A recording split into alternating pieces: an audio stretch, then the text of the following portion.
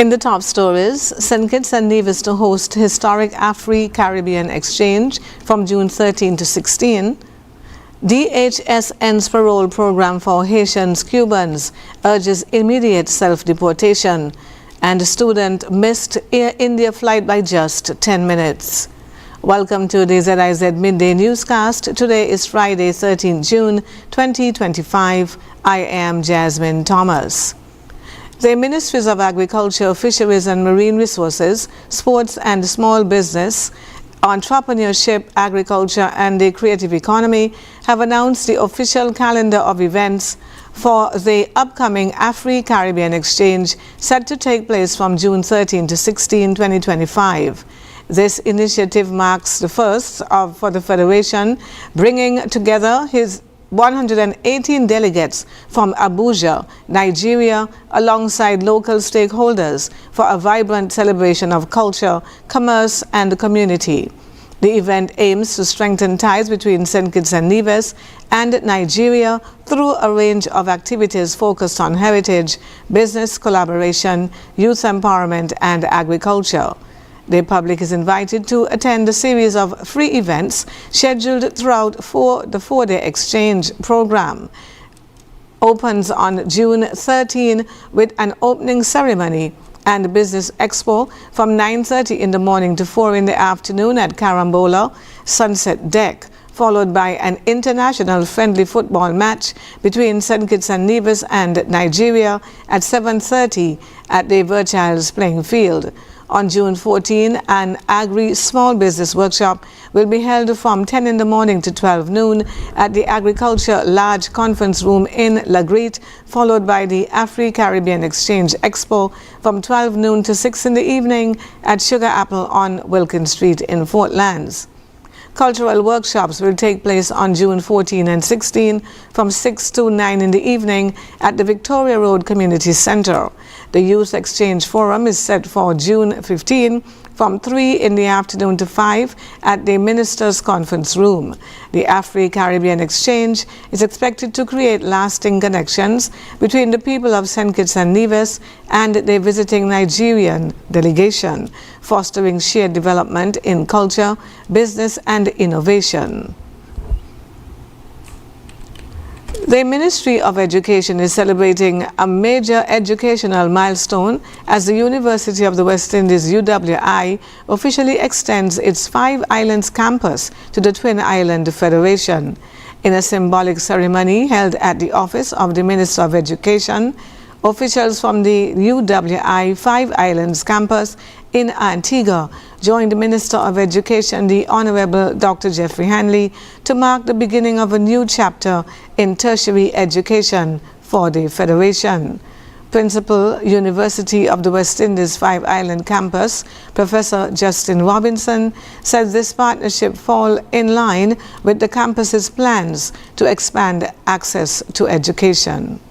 It is indeed my privilege and honor as a minister with responsibility. The Five Islands campus has the potential to be heavily focused on providing relevant research for Eastern Caribbean governments that is targeted towards Eastern Caribbean problems. So this Together campaign, we want to hug you up and bring you fully into our universe as we really seek to expand access to education, but also access to OECS relevant research. Minister of Education, the Honorable Dr. Jeffrey Hanley, offered his endorsement to the initiative.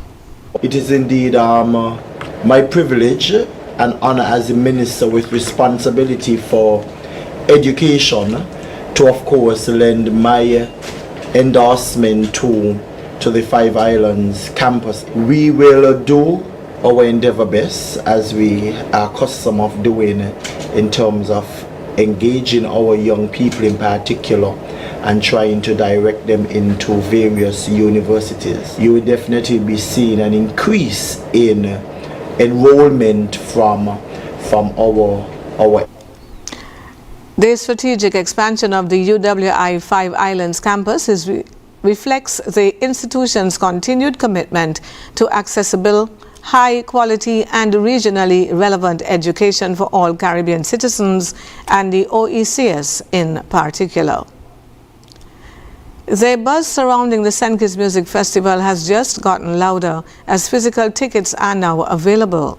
Local patrons have been eagerly awaiting this release, and tickets are selling rapidly, further underscoring the significance of this musical extravaganza. The festival team is anticipating the largest crowds ever on all 3 nights, and as a result is encouraging patrons to avoid long lines by purchasing their tickets before they are sold out.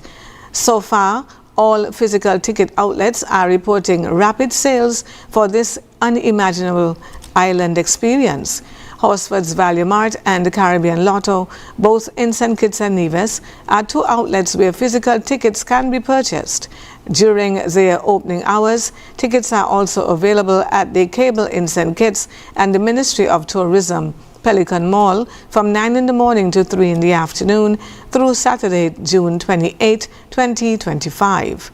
The St. Kitts Marriott Resort will open its outlet on Monday, June 23, through the last day of the festival, Saturday, June 28, from 10 in the morning to 5 in the afternoon.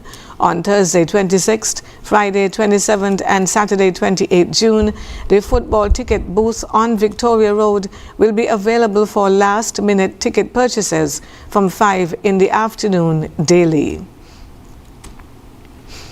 In regional news, the U.S. Department of Homeland Security, DHS, announced Thursday that it has begun issuing termination notices to individuals paroled into the United States under the Biden-era program for Cubans, Haitians, Nicaraguans, and Venezuelans, commonly referred to as the CHNV parole program. The notices, which are being sent via email to addresses provided by parolees, inform recipients that their paroles is now terminated and their parole-based work authorization is revoked, effective immediately. The Biden administration lied to America, said Assistant Secretary Tricia McLaughlin in a statement.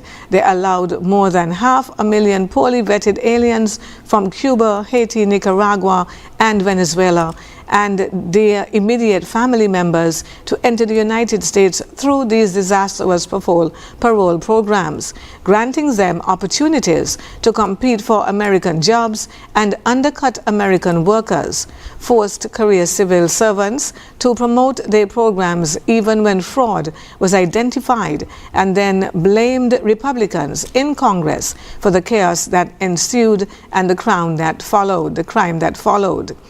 McLaughlin continued, ending the CHNV parole programs, as well as the paroles of those who exploited it, will be a necessary return to common sense policies, a return to public safety, and a return to America first. Launched in 2022, the CHNV program allowed over 500,000 individuals to enter the U.S. under parole authority. President Donald Trump formally canceled the program, and the U.S. Supreme Court upheld that decision on the 30th of May, 2025. DHS said that individuals who have not obtained lawful immigration status must depart the country immediately. The agency is encouraging affected individuals to use the CBP Home mobile app to self-deport those who comply will receive travel assistance and a $1,000 exit bonus upon arrival in their home country. Now for news on the international scene, Bhumi Chauhan remembers being angry and frustrated. Bumper-to-bumper traffic had delayed her car journey to Ahmedabad airport, so much so that she missed her Air India flight to London Gatwick by just 10 minutes. Ms. Chauhan, a business administration student who lives in Bristol with her husband, had been visiting Western India for a holiday. The 28-year-old was due to fly home on the 1171 on Thursday, which crashed shortly after takeoff, killing 241 people on board and more on the ground. But after arriving at the airport less than an hour before departure, airline staff turned her away. And now for the weather. Present weather is fair. Winds are moderate from the northeast at 13 miles per hour.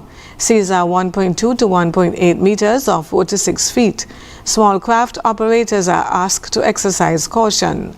The weather forecast for today predicts partly sunny and hazy skies in general, with a 20% or a slight chance of brief showers. Tonight will be fair to partly cloudy and hazy in general. Sunset today will be at 6:46. Sunrise tomorrow morning at around 5:37. That brings us to the end of the ZIZ Midday newscast. Join us this evening for these stories and more in detail. Thank you for tuning in. I am Jasmine Thomas. Grace be to you and peace be multiplied.